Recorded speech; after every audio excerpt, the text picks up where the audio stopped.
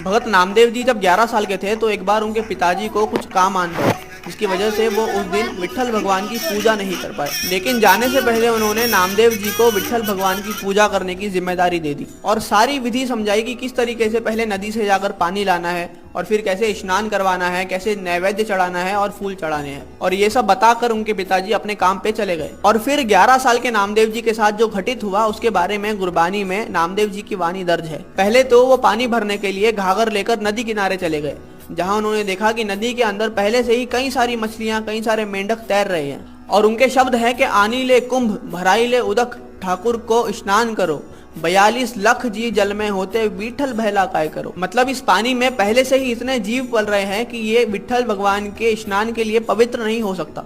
तो उन्होंने सोचा कि अब सिर्फ फूल चढ़ाकर ही पूजा करी जाए। पर जब वो उस फूल के पौधे के पास पहुंचे तो उन्होंने देखा कि फूल पर पहले से ही कई सारे मक्खियां और भंवरे बैठकर उसका रस चूस रहे हैं। और वहां उनके शब्द है कि आनीले फूल परोईले माला, ठाकुर की हाँ पूज करो, पहले बास लिया है भंवरे, विट्ठल बहला काय करो। जिन फूलों पर पहले से ही भंवरे बैठे हुए हो वो फूल ठाकुर जी को चढ़ाने के लिए स्वच्छ कैसे हो सकते हैं। तो फिर वो जाकर अपनी माँ को बोलते हैं कि माँ मुझे गाय से दूध निकाल कर दीजिए, मुझे ठाकुर जी को नैवेद्य चढ़ाना है। और उनकी माँ पहले बछड़े को गाय के पास छोड़कर उससे दूध चुगवाती है। ये देखकर नामदेव जी कहते हैं कि माँ मैं ठाकुर जी को ये दूध भी नहीं चढ़ाऊंगा।